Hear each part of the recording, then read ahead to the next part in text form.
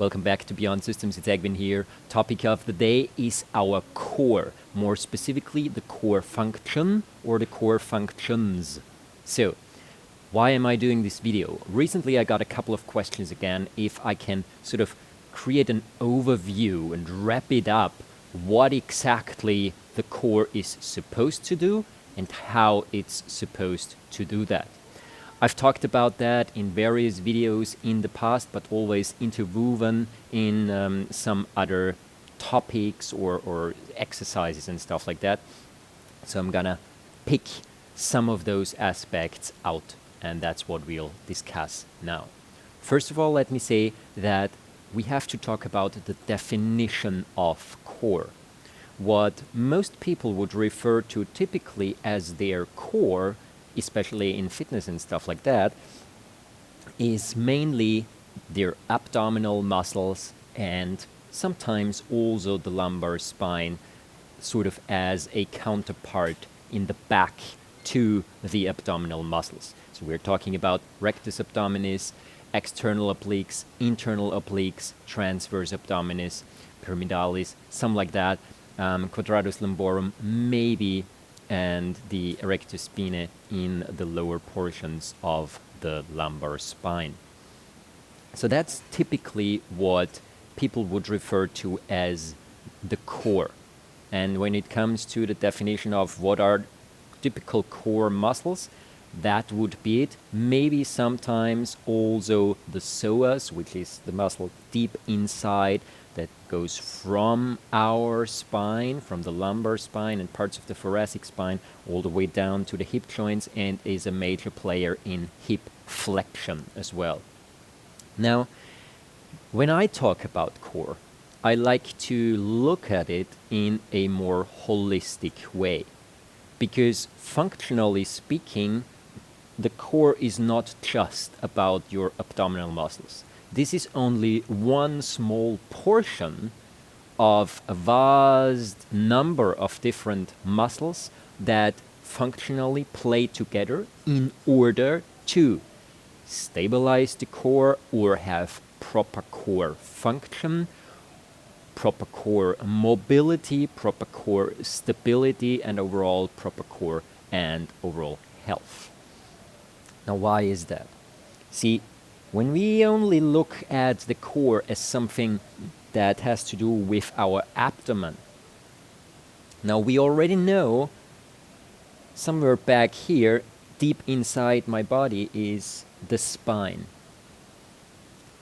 Almost all muscles, apart from the transverse of the abdomen, lie in front of the spine. So per definition, this is only half of the game. This is only half of what's important to look at when we consider functionality of the core, of which the lumbar spine is definitely a major part. So we need a counterpart. We need antagonistic muscles as well, which means it's not just about this, it's also about muscles in the back. What are the components, the osteology components, the bones that have to do with our core? It's our pelvic ring, it's definitely the lumbar spine, and it's our sternum, xiphoid, and the lower rib cage. Now those are the areas that sort of create that bone structure framework for whatever is going on in this midsection here, whatever posture, whatever movement I am going to do here. Obviously, the pelvic ring is comparably sturdy. Then we have the lumbar spine, and then we have our chest, which is not quite as sturdy as the pelvic ring, but still more so than the lumbar spine. So sort of we have an area here in the middle that needs some sort of additional stability in order to function properly. Please, once again, I keep mentioning that, but it's so important. Please do not mistake stability for stiffness. Stability does not mean to keep this area in one single specific shape. This has nothing to do with stability, that is stiffness. Functional stability still includes micro-movement, and that is also very important. So an extended definition of core or core function would literally be my abdominal muscles, my hip flexor muscles, the psoas, the iliacus, and also the front part of my thigh, because they are part of stabilizing the hip joint as well in terms of hip flexion. It's also about the abductors that do this movement, the adductors on the inside, and it's also about the hamstrings and gluteal groups, not just also the deeper muscles back there. It's also about the lumbar spine, like I mentioned, quadratus lumborum, also the muscles, the large muscle like the latissimus dorsi that attaches to the thoracolumbar fascia down here, the erector spinae back there, multifidus muscle, and it's also about the diaphragm and muscles in the chest. So all of this is sort of part of healthy core function. What is healthy core function? Healthy core function means when we move throughout our regular day, we somehow have to manage a couple of different things. First of all, we have to manage not to completely collapse in either direction, front, back, side, whatever it might be. Secondly, we have to make sure that our pelvic ring stays somewhat leveled throughout moving around, throughout walking or doing different activities like cooking or ironing or whatever, simple tasks. When I say the pelvis sort of needs to stay leveled, in regular walking, the pelvis should not completely fall around in all directions. So in order for walking for gait to be efficient, we need the pelvis to be dynamic with regard to its connection to the legs, but it also needs to be dynamic in order to create a stable center of gravity so that we do not sway from one side to the other, which is often a result of a stiff, not stable pelvis, or collapse completely from one side to the other, and so on. So we want the pelvic ring to be functionally connected downward and functionally connected upward. A similar thing goes for our ribcage and the thoracic spine. And obviously the lumbar spine in the middle also plays a major role in whether or not I'm in a massive anterior pelvic tilt or posterior pelvic tilt. So all of that has to do with the muscles that surround this area. Typically, the pelvic ring can be viewed as the foundation of our core. Literally, if I have an imbalance structurally in my legs, say my knees are pressed together, or I'm bow-legged, X-legged or bow-legged, or there is some other issues with collapsed arches of the feet and so on. All of this limits the mobility of the hip joints and predetermines a certain postural state for the pelvic ring. In a healthy situation, the level of the pelvic ring, so neither too much anterior tilted nor too much posterior tilted, but sort of in a dynamic state between the two that adjusts to each step that we take. It's typically this cross function of the front of the body working together with the glutes primarily. The hamstrings are already a substituting muscle. So meaning the hamstrings only take over for a healthy abdominal structure or healthy glutes if there is an imbalance between those two. Often the hamstrings support the glutes in stabilizing and creating stiffness on the back of the hip joint when the core is too weak. But then the hamstrings are actually doing a job that they are not built for. They are only sort of trying to jump in and take the task of healthy core stability that should be done by the core. So ideally, my abdomen and my glutes, they work together, as well as the lumbar spine and my hip flexors working together in order to balance and level my hip while walking. Again, it's about the muscles that go down into the legs and up from the pelvic ring when we are talking about the left-right situation. In order for left leg is down on the ground, the right leg is now the swinging leg in the movement forward. In order for that right leg not to drop into the left, but to actually be able to swing forward, we need the hip to stay leveled left and right rather than dropping towards the left or being pulled up too much. And that is a function that has to do partially with the medial glutes, but also with the abductors and with our crisscross pattern of the external and internal obliques and also the spinal stabilizers in the back.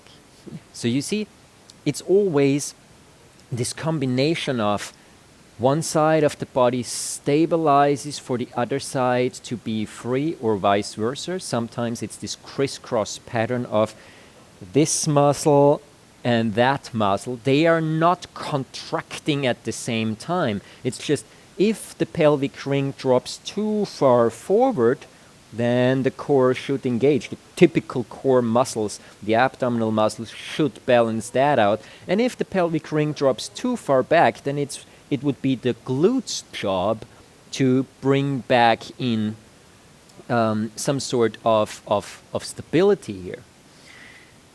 And so, actually, the core, if the hip drops towards the front, it can either be because of the abdominal muscles releasing too much and they dropping down, and that is corrected by the glutes and the abdominal muscles re-engaging in a coordinated way.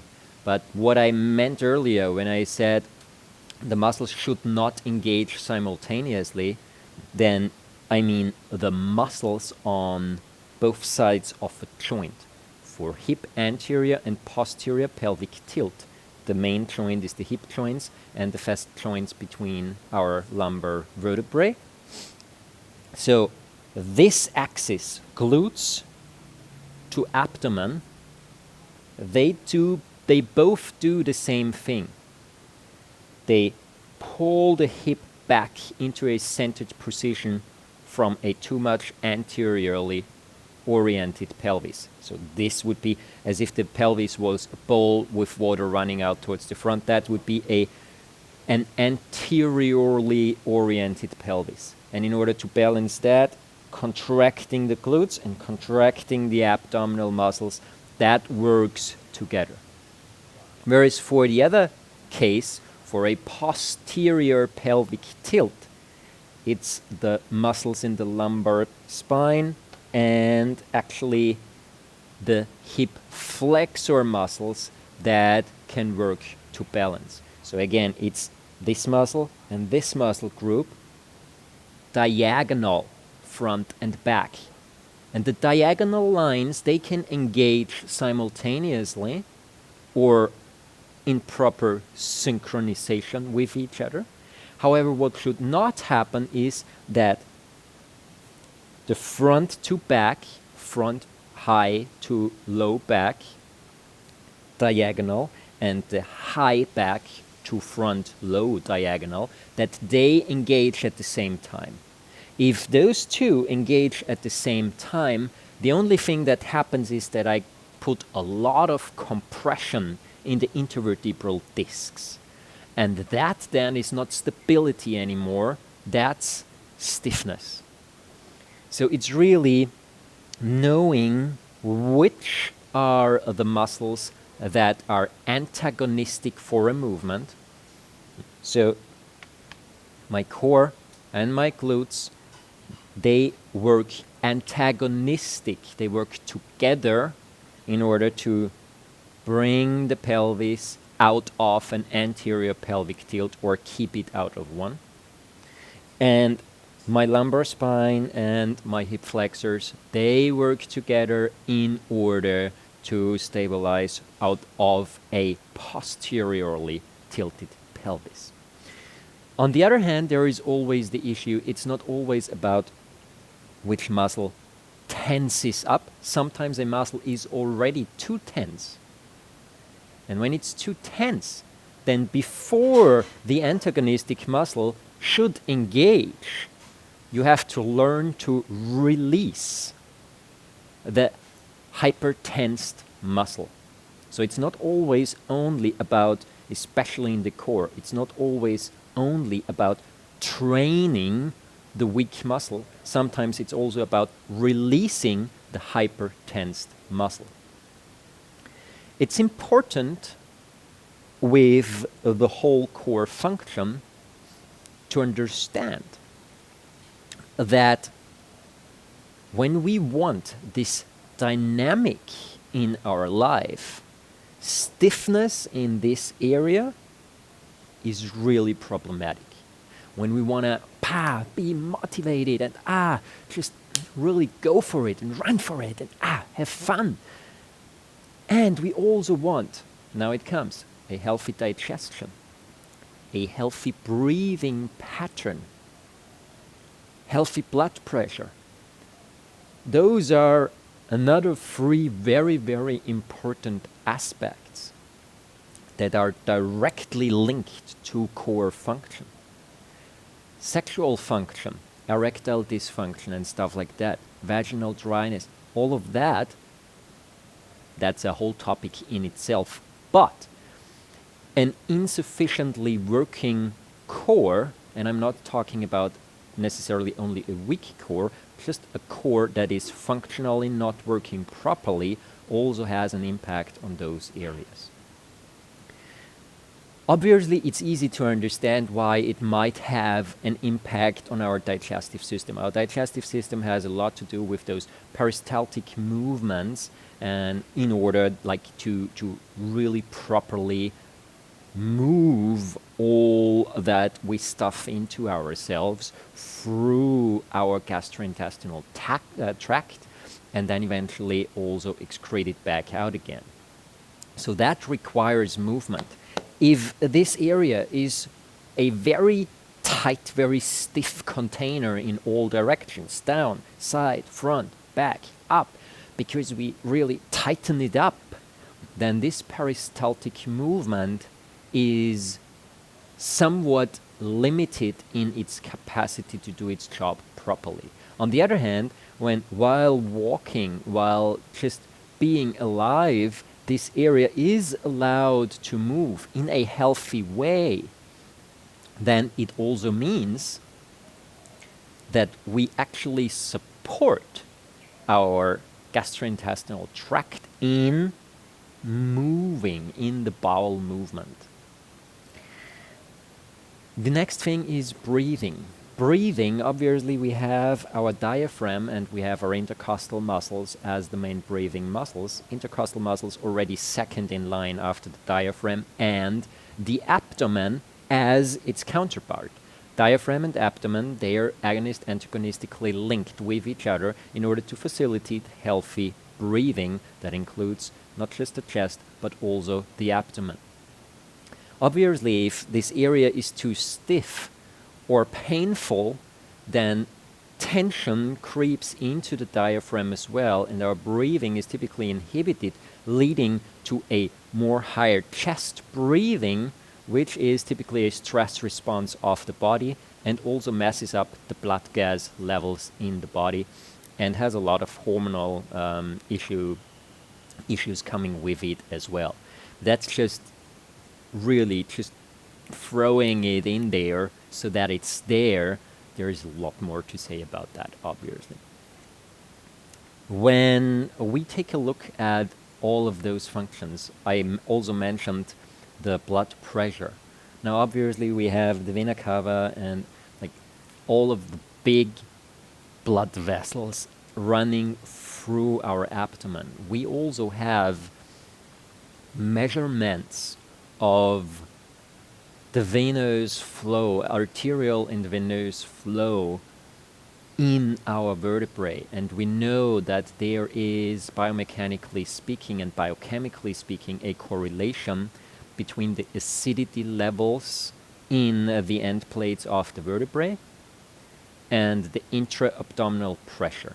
If the intra-abdominal pressure, so the pressure inside here, is very high, the acidity levels in the end plates of our vertebrae are higher because the venous flow, the flow of blood that is rich in carbon dioxide, is inhibited, which means, biochemically speaking, that in those end plates, typically they synthesize proteoglycans, which is a hydrophil substance, a substance that loves water, and that pulls in water in resting phases into the intervertebral discs. If the acidity level is too high due to an intra-abdominal high pressure back there, then that means that we produce less proteoglycans, thus we inhibit the ability of our intervertebral discs to pull in liquid in resting phases, and over time, over years, we damage them more quickly than we actually would have to have. And there is a lot to say about all of this, but I hope that this overview gives you an idea of how connected this all is. Now, what does this mean for training? Let me just say maybe 1 minute about that.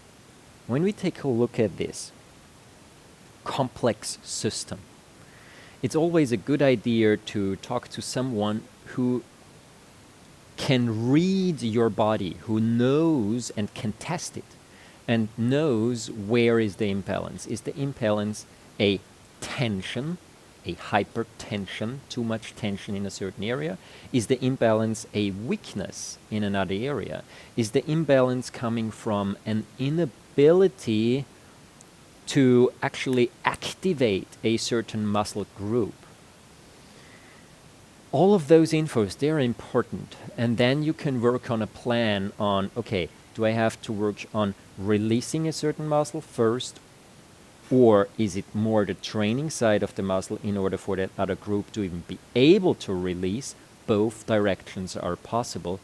And that's how you create a specified training program. Also very important to say, the simple act of training a muscle does not necessarily mean that it also improves the overall function of the structures that are linked to that muscle. Why is that?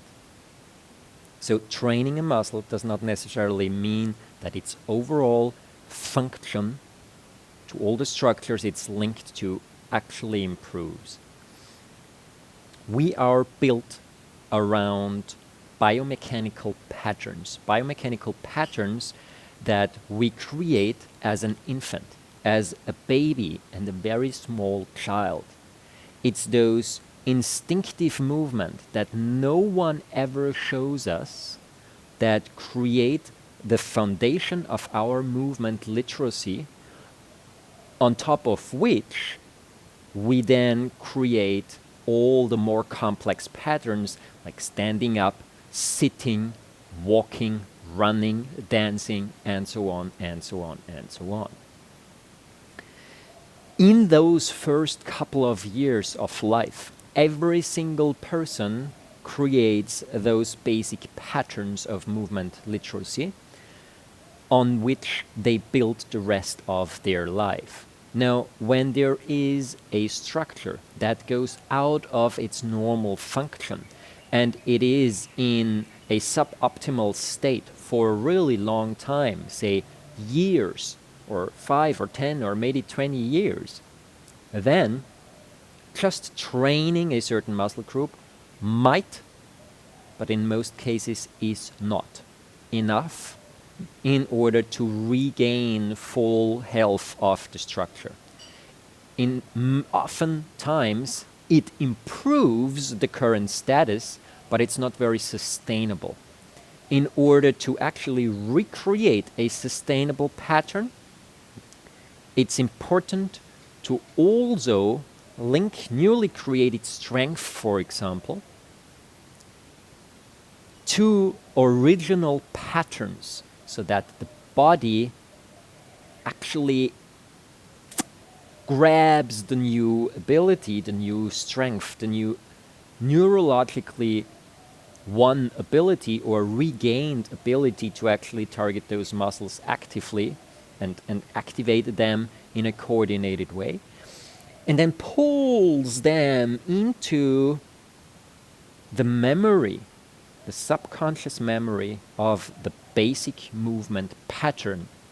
Once that happens, then you actually sustainably cured the postural imbalance that came from, say, a muscular imbalance.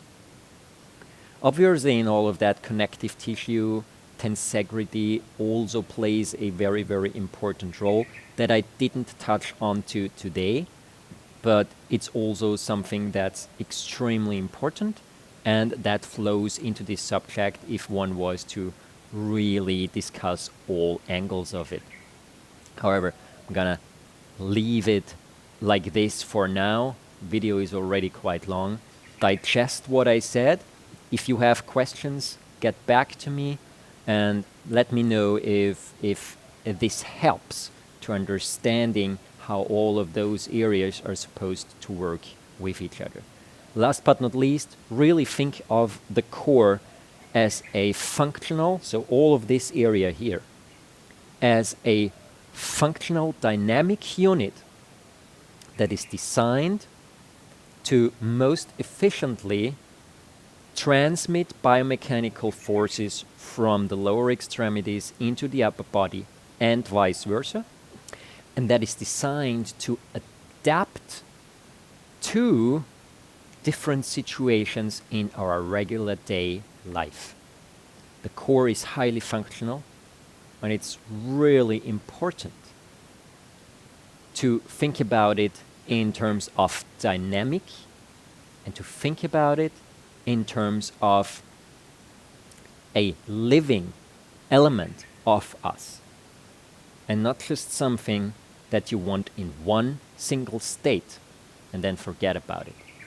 It's involved, positively involved in everything that we do, and the core is crucial to feeling happy, feeling well, feeling motivated, and just really getting into it and having fun and joy in life.